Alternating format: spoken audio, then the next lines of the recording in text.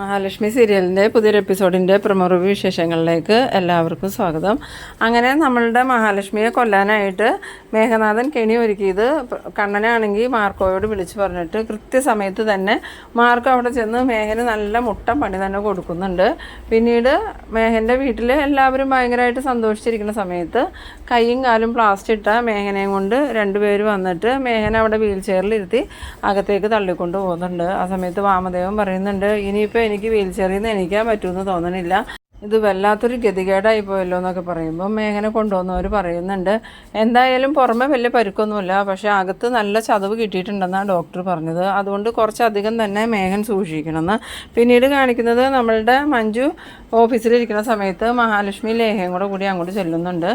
ലേഹേനെയും മഹാലക്ഷ്മിനെ കണ്ടതും മഞ്ജു എഴുന്നേക്കുന്ന സമയത്ത് മഹാലക്ഷ്മി പറയുന്നുണ്ട്, വേണ്ടടി എഴുന്നേക്കണ്ട, അവിടെ ഇരുന്നോ, പിന്നെ എഴുത്തി എന്തൊക്കെയുണ്ട് വിശേഷം എന്ന് ചോദിക്കുമ്പം നല്ല വിശേഷം മഞ്ജു, പ്രത്യേകിച്ചൊന്നുമില്ല, സുഖമായിട്ട് പോകണമെന്ന് പറയുന്നു. ആ സമയത്ത് മഞ്ജു പറയുന്നുണ്ട്, എടുത്തി വളരെയധികം സൂക്ഷിക്കണം, അവർ എടുത്തിയെ കൊല്ലാൻ പോലും മടിക്കില്ല എന്ന് പറയുമ്പം മഹാലക്ഷ്മി പറയുന്നുണ്ട്, അങ്ങനെ എന്നെ കൊല്ലാൻ നടന്ന ഒരുത്തൻ ഇന്നും എനിക്ക് വേണ്ടി കെണി ഒരുക്കി തട്ട് പൊളിച്ച് വെച്ചിരുന്നു, അത് നേരത്തെ തന്നെ മനസ്സിലാക്കിയതുകൊണ്ട് ഞങ്ങൾ അതിൽ നിന്ന് രക്ഷപ്പെട്ടു. അതുമാത്രമല്ല അവന് മാർക്കോ നല്ല 8ൻ്റെ പണി തന്നെ കൊടുത്തിട്ടുണ്ട്, ഇപ്പോൾ അവൻ്റെ ഒരു കാലും കൈയും ഒടിഞ്ഞ് പ്ലാസ്റ്റർ ഇട്ട് വീട്ടിലെത്തിയിട്ടുണ്ടാവുന്നു. ആ സമയത്ത് മഞ്ജു പറയുന്നുണ്ട്, ആ മാർക്കോയ്ക്ക് അവനെ അങ്ങോട്ട് കൊന്നു കളയാൻ പാടില്ല എന്ന്. അന്നേരം മഹാലക്ഷ്മി പറയുന്നുണ്ട്, അതൊന്നും നമ്മളുടെ പണിയല്ലല്ലോ മഞ്ജു, ദൈവം കൊടുത്ത ജീവൻ എടുക്കാനുള്ള അവകാശമൊന്നും നമുക്കില്ല, എന്തായാലും ഇനി കുറച്ച് നാളത്തേക്ക് അവനെയും കൊണ്ട് ശല്യം ഉണ്ടാവില്ല എന്ന്. ആ സമയം മഞ്ജു പറയുന്നുണ്ട്, മേഘനെ കൈയും കാലും ഒടിച്ച് മൂലയ്ക്കാക്കിയെന്ന് പറഞ്ഞിട്ട് കാര്യമില്ല എടുത്തി, എൻ്റെ ഏട്ടനുണ്ടല്ലോ ഉണ്ണിയേട്ടൻ, അയാൾ എന്തിനും പോന്നവനാ, ഇനിയിപ്പോൾ അടുത്തതായിട്ട് അയാളായിരിക്കും എടുത്തിയെ കൊല്ലാൻ നോക്കണേന്ന്. ആ സമയത്ത് മഹാലക്ഷ്മി പറയുന്നുണ്ട്, അവൻ അങ്ങനെയൊന്നും ഉള്ള ധൈര്യമില്ല, എന്തായാലും അവൻ്റെ ഈ സംസാരം മാത്രമേ ഉള്ളൂ എന്ന് പറയുമ്പോൾ മഞ്ജു പറയുന്നുണ്ട്, അതൊക്കെ എടുത്തേക്ക് തോന്നണതാ, ഇപ്പം തന്നെ അയാളുടെ ക്യാബിനിൽ ഞാനിരിക്കുന്നത് കൊണ്ട് എന്നെ വരെയും കൊല്ലാൻ മടിയുണ്ടാവില്ല അയാൾക്ക്, എന്തായാലും എടുത്തി വളരെയധികം സൂക്ഷിക്കണം കേട്ടോ എന്ന്.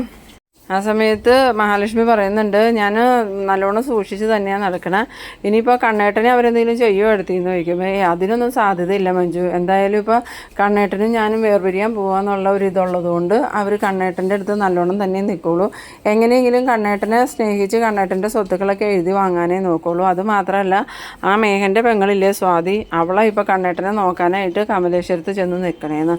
ആ സമയത്ത് മഞ്ജു പറയുന്നുണ്ട്, പണ്ടൊക്കെ അവൾക്ക് കണ്ണേട്ടനെ കാണുമ്പോൾ തന്നെ പുച്ഛമായിരുന്നല്ലോ, ഇപ്പം എന്തിനാ അവൾ കണ്ണേട്ടനെ നോക്കാനാന്ന് പറഞ്ഞാൽ അവിടെ പോയി നിൽക്കണേന്ന് ചോദിക്കുമ്പോൾ അത് വേറെ ഒന്നിനുമല്ല, ഞാനും കണ്ണേട്ടനും തമ്മിലുള്ള ബന്ധം പിരിയുവാണെങ്കിൽ സ്വാതിയെ കണ്ണേട്ടനെയും കൊണ്ട് വിവാഹം കഴിപ്പിക്കാനുള്ള പ്ലാനൊക്കെ അവർ അറേഞ്ച് ചെയ്തുകൊണ്ടിരിക്കണേന്ന്.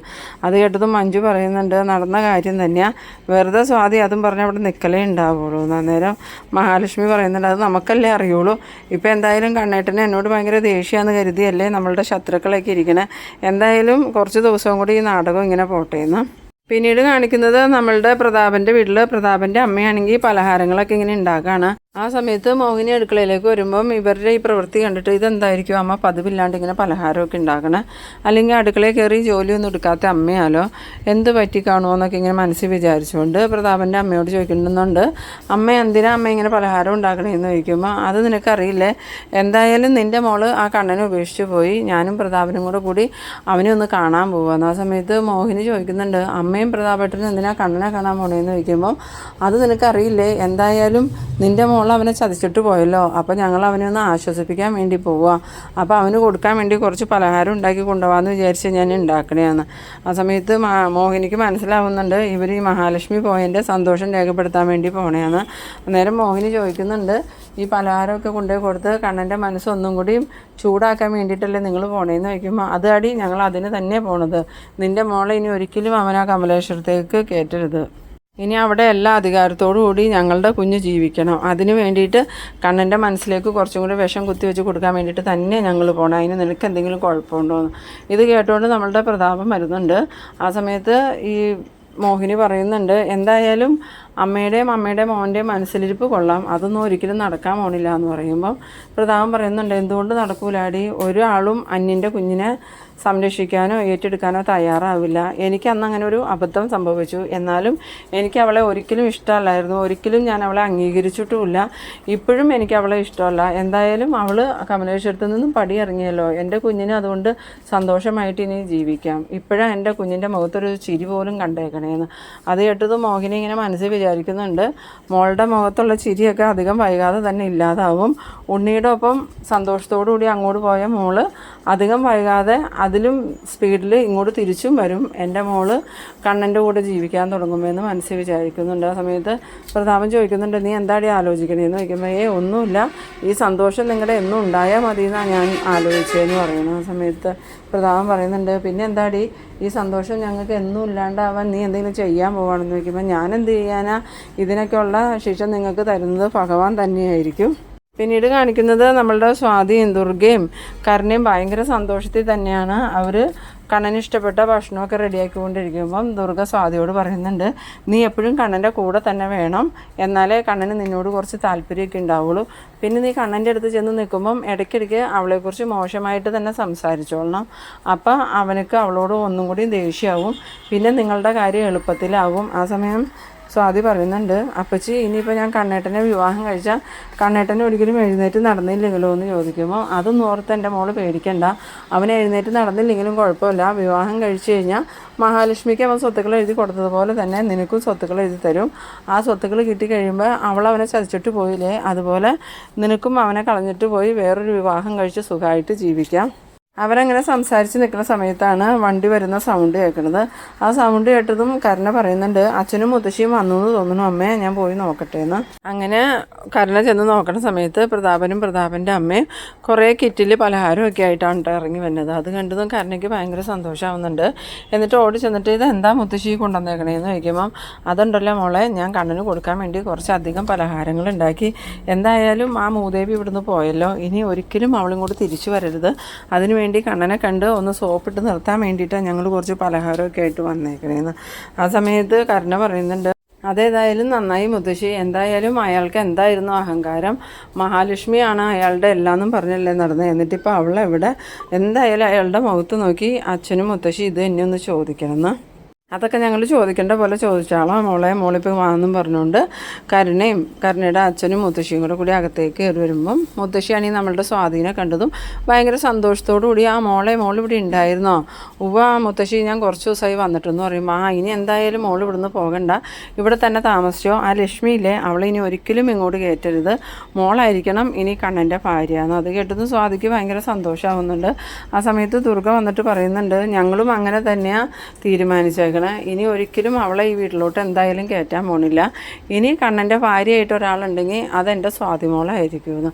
ആ സമയത്ത് ഈ പ്രതാപൻ പറയുന്നുണ്ട്, എന്തായാലും ഇപ്പോഴെങ്കിലും സ്വാതിക്ക് ഇത് സമ്മതിക്കാൻ തോന്നിയല്ലോ, അന്ന് സ്വാതി കണ്ണനെ വിവാഹം കഴിക്കാൻ സമ്മതിച്ചിരുന്നെങ്കിൽ ഇപ്പോൾ ഈ പ്രശ്നങ്ങളൊന്നും ഉണ്ടാവില്ലായിരുന്നു, ഈ സ്വത്തുക്കളൊന്നും കൈമോശം വന്ന് പോവുകയുമില്ലായിരുന്നു. ഇപ്പോൾ സ്വത്തുക്കളിൽ പാതി തന്നെ അവളുടെ പേരിലല്ലേ, ഇനി അതങ്ങനെ തിരിച്ചു വാങ്ങുമെന്ന്. ഈ സമയത്താണ് നമ്മളുടെ പ്രതാപൻ്റെ ഫോൺ ബെല്ലടിക്കുന്നത്. വേഗം തന്നെ പ്രതാപൻ ഫോൺ എടുത്തതും മേഘനെ വിളിക്കണേന്ന് പറയുന്നുണ്ട്. എന്താടാ മേഘ എന്ന് ചോദിക്കുമ്പം, അങ്കിളെ ഞാനാകെ അപകടത്തിൽ പെട്ടേക്കുക, നിനക്ക് എന്ത് പറ്റിയെന്ന് ചോദിക്കുമ്പം, ഇന്ന് ആ മഹാലക്ഷ്മിയെ കൊല്ലാൻ വേണ്ടിയിട്ട് ഞാനവിടെ സൈറ്റിൽ തട്ടൊക്കെ ഇളക്കി വെച്ചിരുന്നു. ആ സമയത്ത് കൃത്യം മാർക്കോ അവിടെ വന്നു. എന്നിട്ട് മാർക്കോ അവിടെ ഇട്ട് എന്നെ ഒരുപാട് തല്ലി ചതച്ചു. അതുമാത്രമല്ല അവനെൻ്റെ ഒരു കൈയും കാലും തല്ലി ഒടിച്ചു. ഞാനിപ്പോൾ നടക്കാൻ പാടില്ലാതെ വീൽ ചെയറിലിരിക്കും അങ്കിളേന്ന്. അത് കേട്ടതും പ്രതാപൻ പറയുന്നുണ്ട്, എന്നാലും അത് വല്ലാത്തൊരു ചതിയായി പോയല്ലോടാ, അവനെങ്ങനെയാണ് നീ അവിടെ ഉണ്ടെന്ന് അറിഞ്ഞതെന്ന് ചോദിക്കുമ്പം, അവനെപ്പോഴും എൻ്റെ പിന്നാലെ തന്നെ ഉണ്ടായിരുന്നു അങ്കിളെ, എനിക്കത് അറിയില്ലായിരുന്നു, അവൻ പറഞ്ഞപ്പോഴാണ് ഞാൻ അറിഞ്ഞത്, അവൻ എൻ്റെ പുറകെ എന്നെ നിരീക്ഷിച്ചുകൊണ്ട് നടക്കുന്നുണ്ടായിരുന്നു, കൃത്യമായിട്ട് അവനക്ക് എന്നെ കിട്ടുകയും ചെയ്തു, അതോടുകൂടി അവൻ എന്നെ നല്ല രീതിയിൽ ഉപദ്രവിച്ചു, ഇനി എനിക്ക് എഴുന്നേറ്റ് നടക്കാൻ പോലും പറ്റുമെന്ന് തോന്നണില്ല എന്ന്. അത് കേട്ടതും പ്രതാപനാണെങ്കിൽ ആകെ ഷോക്കായിട്ട്, എന്തായാലും ഞങ്ങളിപ്പോൾ കമലേശ്വരത്ത് വന്നിട്ടുണ്ടാ, ഞങ്ങൾ ഇവിടുന്ന് പോണ വഴി നിൻ്റെ അടുത്തും കൂടി വരാമെന്നും പറഞ്ഞ് ഫോൺ വയ്ക്കുന്നുണ്ട്. ഈ സമയത്ത് ദുർഗ ചോദിക്കുന്നുണ്ട്, പ്രതാപനെ വിളിച്ചത് ആരാന്ന് ചോദിക്കുമ്പം മേഘനെ മേഘൻ എന്താ അവൻ രാവിലെ ഇവിടെ വന്നിട്ട് പോയതാണല്ലോ എന്ന് പറയുമ്പം, രാവിലെ ഇവിടെ വന്നിട്ട് പോയതൊക്കെ ശരിയാ, ഇപ്പം അവൻ കാലും കൈയും ഒടിഞ്ഞ് പ്ലാസ്റ്റർ ഇട്ട് അവൻ്റെ വീട്ടിലുണ്ടെന്ന്. അത് കേട്ടത് ദുർഗ ചോദിക്കുന്നുണ്ട്, അവനക്ക് എന്താ വല്ല ആക്സിഡൻറ്റ് സംഭവിച്ചോ എന്ന് ചോദിക്കുമ്പം, ആക്സിഡൻ്റ് ഒന്നുമല്ല, ആ മാർക്കോ ഇല്ലേ അവൻ്റെ കാലും കൈയും തല്ലി ഓടിച്ചത്, അതെങ്ങനെയാണ് മാർക്കോയുടെ മുമ്പിൽ വന്ന് ചെന്ന് പെട്ടേന്ന് ചോദിക്കുമ്പോൾ അതൊന്നും എനിക്കറിയില്ല, എന്തായാലും മാർക്കോ അവൻ്റെ കാലും കൈയും തല്ലി ഓടിച്ച് പ്ലാസ്റ്റിക് ഇട്ടിപ്പോൾ അവൻ വീട്ടിലുണ്ട്, പോണ വഴിക്ക് അവൻ്റെ അടുത്തും കൂടി ഒന്ന് കയറണമെന്ന്. ആ സമയത്ത് കരുണ പറയുന്നുണ്ട്, അങ്ങനെയാണെങ്കിൽ അച്ഛനും ഒന്ന് സൂക്ഷിക്കണം, ആ മാർക്കോ അച്ഛൻ്റെയും പിന്നാലെ ഉണ്ടാവും, അച്ഛനെയും അവൻ ഉപദ്രവിക്കുമെന്ന് പറയുമ്പോൾ പ്രതാപൻ പറയുന്നുണ്ട്, അത് മോള് പറഞ്ഞത് നേരാ, അവനക്കാണെങ്കിൽ ആരെയും ഒരു പേടിയില്ല, അവനക്ക് ഭയങ്കര ആരോഗ്യമാണ്, അവനെ എതിർത്ത് നിൽക്കാനുള്ള കഴിവൊന്നും നമുക്കില്ല, എന്തായാലും മേഘനെ തല്ലി കയാലും കൈ ഓടിച്ചവൻ എന്നെ വെറുതെ വിടുമെന്നൊന്നും തോന്നണില്ല എന്ന്. പിന്നീട് കാണിക്കുന്നത് നമ്മളുടെ കണ്ണനെയാണ്. കണ്ണനെ കാണാനായിട്ട് ഈ പ്രതാപൻ്റെ അമ്മയും വരുന്നുണ്ട്. പ്രതാപൻ്റെ അമ്മേനെയും കണ്ടതും കണ്ണൻ മനസ്സിൽ വിചാരിക്കുന്നുണ്ടോ, അടുത്ത വിഷങ്ങൾ വന്നിട്ടുണ്ടല്ലോ എന്ന്. അങ്ങനെ പ്രതാപൻ്റെ അമ്മയാണെങ്കിൽ ഭയങ്കര സഹതാപത്തോടുകൂടി കണ്ണൻ്റെ അടുത്തേക്ക് ചെല്ലുന്നുണ്ട്. എന്നാലും എൻ്റെ കണ്ണ, അവൾ ഈ മാതിരി ഒരു ചതി ചെയ്യുമെന്ന് ഞങ്ങൾ ഒരിക്കലും വിചാരിച്ചില്ല, ഞങ്ങളെല്ലാവരും അന്നേ നിന്നോട് പറഞ്ഞതല്ലേ അവളെ വിശ്വസിക്കരുത്, അവൾ ചതിക്കുമെന്ന്. അപ്പം നീ പറഞ്ഞത് നിൻ്റെ ഭാര്യയെ നിനക്ക് ഭയങ്കര വിശ്വാസം വന്നല്ലേ, എന്നിട്ടിപ്പോൾ എന്തായി, അവൾ നിന്നെ ചതിച്ചില്ലേന്ന്. അത് കേട്ടതും കണ്ണനാണ് ഇങ്ങനെ എന്ത് പറയണമെന്ന് അറിയാതെ നിൽക്കുന്ന ആ ഒരു സീനിലാണ് ഈ എപ്പിസോഡ് അവസാനിക്കുന്നത്.